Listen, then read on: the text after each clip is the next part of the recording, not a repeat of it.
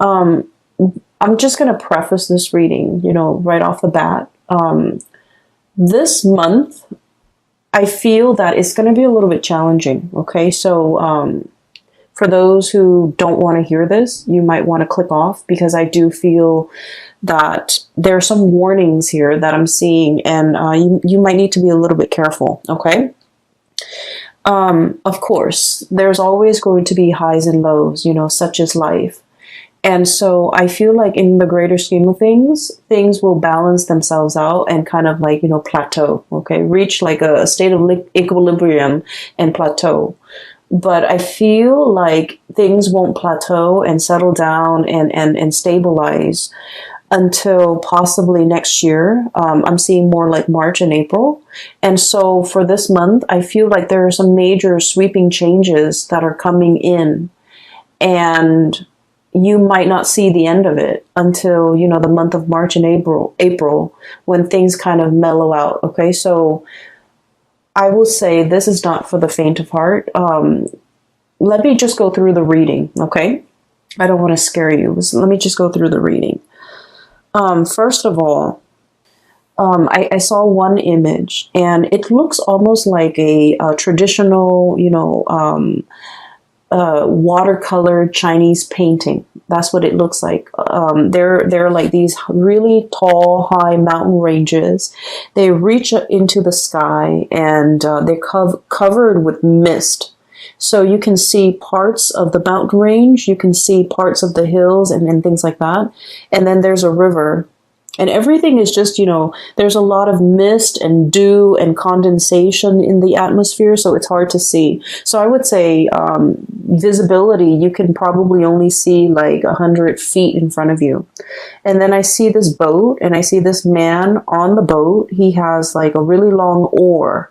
And he's, it's like one of those one-handed, or rather, it just has one paddle. So you're kind of sticking it to the bottom of the river and moving the boat along. So that's what he's doing. And he's dressed in blue. He's dressed in like some blue traditional loose clothing.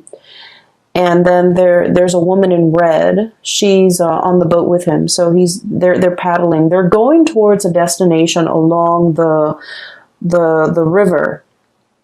And then, but they can't really see what's ahead of them.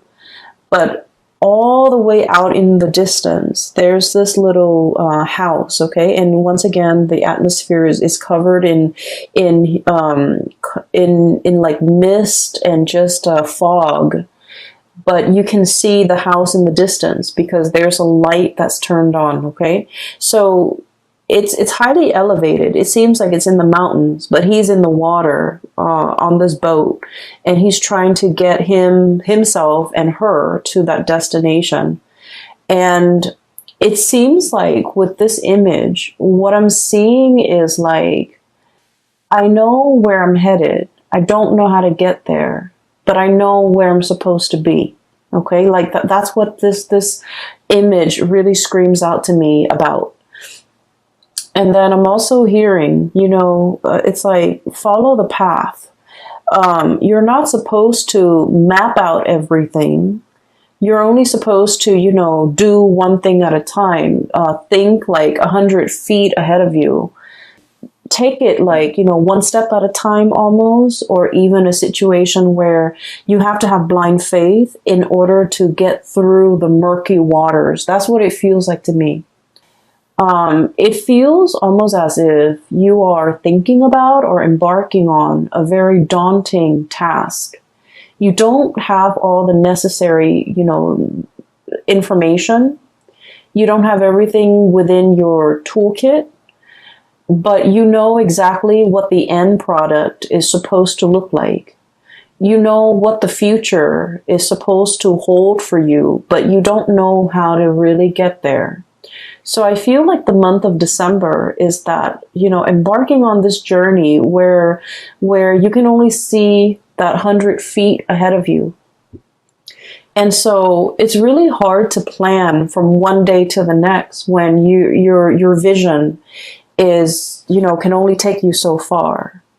if what's out there in the distance that you're trying to reach for or achieve or attain is floating up there in the distance, it's warm and inviting and it seems really comforting and it seems like the ultimate vision or the ultimate goal, but the path that is that's like in front of you as to how can I get there, it's very murky. And I know this is something that's really uncomfortable for a Scorpio to believe in, okay? Because you guys are very pragmatic. And I do feel like for the month of December, it's really asking you to have blind faith, to believe that there is something greater than yourself that is guiding you on this journey. And that no matter what, you're going to be able to, it's like take one step and then the next step will show itself. Okay. And it's also telling you as well, don't cross that bridge until you get there. So it's like, don't count your chickens before they hatch. So a lot of it has to do with foresight, planning as much as you can, plan within your means. And I always would, I feel like it goes without saying, like saving up for a rainy day, because you don't know what's in the distance. You don't know how far the journey really is. You don't know if that twinkling light in that little house is like, half a mile away or even like 1,000 feet ahead of you. So I do feel in this situation, it seems very murky. It seems a little bit uncomfortable. And I almost feel like for many of you, it's almost like we're already, knee deep in this. We need to do it. We need to get there. So we have no choice but to have blind faith in order to get through this journey. For some of you, I do feel like you might have recently broken up with a relationship partner and you're just trying to figure out, you're trying to figure out your bearing. Like, what's next? What's the next step? What do I do from here on out? What is my life going to look like? So you have all of these questions kind of just popping up. And I feel like you want all of those questions answered. You want to know, you want something certain, you want something to kind of like hang your hat on, you want something to ground you, to anchor you, to even like, stroke your hair and say, it's okay, everything's going to be all right. And I feel almost like this is a spiritual journey. It's really teaching you a lot about faith, having blind faith, having trust that, everything is going to work out, having trust that there is a light at the end of the tunnel and that you're on your true path. So that's all I can tell you.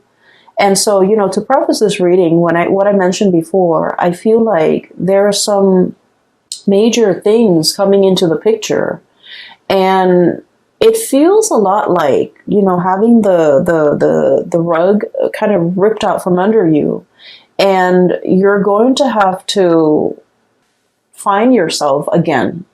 You might be going through some type of an identity crisis. Okay, so for example, if let's say you've been a teacher for 50 years, okay, let's be realistic, let's say 30 years. And you're burnt out and you're just like, I want a career, like a changing career. And, being a teacher, being an educator was always a part of your identity. And now you're trying to figure out, who am I?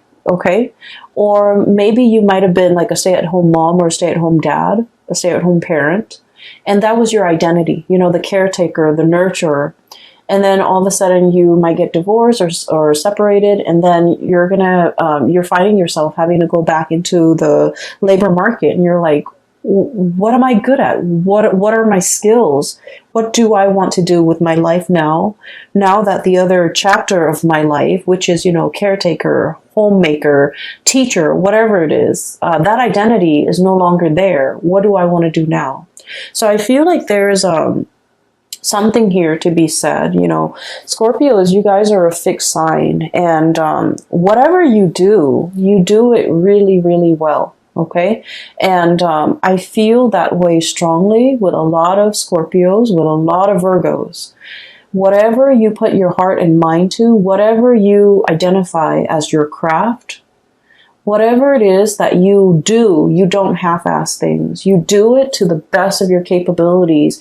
You pour your heart, sweat, and tears and soul into a thing, a project, a person. You build it up from the ground, and it is the best that anyone can do. And because of it, it seems like, you leave pieces of yourself in whatever endeavor you undertake. And it's a part of your identity. Everything that you have done, you have built up, is a part of your identity because you're that perfectionistic about the things that you produce. And so when these things are kind of like, the layers of a banana, like the banana peels, when they're peeled away one by one, and we're left with this foreign, white object that is the banana without the peel. It's like, what am I now? Who am I? I do feel this sense of like an identity crisis for some of you. And then I also feel like the sense of excitement, renewal, trepidation for others of you who are willingly embarking on a new path to either change your career, to reinvent yourself, to find the next destination in your life's journey. And so what I sense is this reading could be even like split in half, okay? So there are a few more messages I'm going to relay at the end for you, but let me just go through the cards first because I feel like many of you are just like looking for answers, okay? Like, where do I step? It's almost like, that game Minesweeper. It's like an old PC game for those of you who might not be familiar with it. You click on little boxes and the boxes are like, you don't know what you're clicking on. But if you happen to click on a mine, then the whole thing explodes and then you lose. It's a really weird game and I don't feel like there's any rhyme or reason. Maybe there is. Maybe I haven't read the instructions. But it seems like a Minesweeper game. It's like, I don't want to step here. I don't want to step over there. It's almost like you're very hesitant about making a move. I feel like there's something here about like a very delicate situation where one thing can kind of trigger it or one thing can throw something off kilter or off balance, okay? So let me go through the cards. So first of all, I have here the Ten of Wands. The Ten of Wands. This is pretty much, being very laden and burdened with something, okay? The stuff that we accumulate through life, okay? This is a pack rat. This is somebody that hoards. This is somebody that has a tendency to just collect bits and pieces of scraps that they have no use for. And they look at it and they're like, oh, one day I might need that. Or one day I can put that to use. And yet the day never comes. So things just pile up. Things just pile on. I feel like for some of you, this might be you who might be trying to fill like an emotional void with stuff. Okay, so you might have like a shopping addiction. You might have a penchant for emotional spending, spending money to get your mind off something. You might hoard a lot of things to fill like an emotional void. Or you might be dealing with somebody. A lot of Scorpios are very clean, are very minimalist. Or at least, when you buy something, it usually has a function, okay? It's not just decorative. It usually serves a purpose. And so I feel like you might be dealing with somebody who's messy, who's, I want to say, like, they hoard everything. They might be a little bit greedy. They might be, like, in your eyes, a little bit selfish. I just want you to understand the mentality that or like the psychosis that contributes to this type of behavior, they're usually living in a place of scarcity where they have never had enough, so they've had to resort to hoarding because they're fearful. They're fearful of, like, losing everything and having the rug ripped out from under them and ending up with nothing. So they might, swirl away their assets. They might be very paranoid about having their things taken away. They might even be they might be even like defensive or indignant when you try to correct their behavior or you try to help them. So I do feel like you're dealing with someone who's quite difficult, and I do sense like they're messy. It's hard to get them organized. It's hard to get them motivated. They're very set in their ways, and they're also like not the neatest people to be around. Okay, so I feel that you're dealing with somebody who exhibit these behaviors. And I keep hearing like putting up with it. So you might have, gone a really long time putting up with their behavior, putting up with their, quirks, putting up with the way that they behave, putting up with them being super defensive. And, when someone tries to give them advice, they kind of lash out. Okay. And it's sort of like somebody who doesn't really have the skills, but rather than asking for help, they're just indignant. They're like defensive, indignant, closed off, doesn't want to, possibly even very proud, and they don't want to appear vulnerable. So I feel here, this is a situation where somebody needs help. And I feel that you're getting frustrated with this person. For some of you, this could be like a very stubborn child, okay? For others of you, this could be a very stubborn parent. Siblings, I'm hearing for some of you. It's somebody who has a lot of faults. Let's just be honest here. They have a lot of faults, but they're refusing to admit their faults. They're refusing help. They're refusing your advice. They're just like reckless even. I have the Fool on top of the Ten of Wands, which indicates to me it's somebody who's like caution to the wind, okay? Throw caution to the wind. I don't care. I'm just going to do things my way. It's like jump in first, ask questions later. So you're dealing with somebody like this, and I feel like it is a major source of frustration for you, okay? So this is coming out bright and early in the beginning of December. This is not going to permeate, the rest of December. But I do feel this might be a very important character in your life, because once you guys form emotional connection with a person, a friend, a family member, a lover, your own parents even, once you form those emotional connections, you hold that person in your inner sanctum, and this person becomes like a very important fixture in your life. And so there's a lot of frustration in dealing with somebody like this, who it's almost like they don't see a way out. They're too proud to admit their mistakes. They're too proud to ask for help. Okay. I feel like in a spiritual way, their soul, their heart is really screaming out for help. Okay. I do feel there's some emotional issues here associated with this person. They need help. They're really screaming out for help, and they want you to be patient with them. If in their physical form, they're not able to tell you this, in their spiritual form, they want to tell you, help me. You're strong enough. You're organized enough. And you're loving and caring enough. And I don't know how to ask for help in my human form, but I'm asking you for help in my spiritual form, in spirit form. And it's showing up here in the Six of Cups. Okay, this is a very strong spiritual connection, emotional connection that you have with this person. They're screaming out for help. And so I would say slow down and heed the signs, heed the warning signs. This person needs something from you. And, they were fighting it, okay? Seven of Wands, being super defensive. They were fighting it. They were thwarting your advances, or thwarting your advice, or, shrugging it off or blowing you off. But like, I just feel there's a situation here where don't be too quick to get frustrated with this person. I know that, you know, a lot of the times when we have an emotional history with somebody, they know how to push our buttons, right? And they know how to strike us where it hurts. But I feel like there's somebody screaming out for help here. Not physically, but emotionally. They need some help. And I feel like for some of you, you might have resentment towards this person. And rightfully so.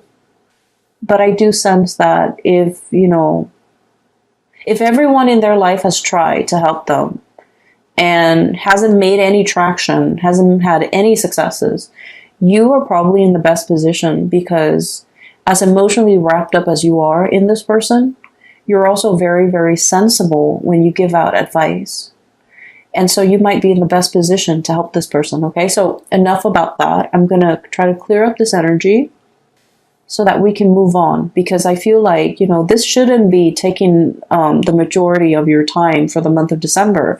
We have bigger things here that are at stake, okay?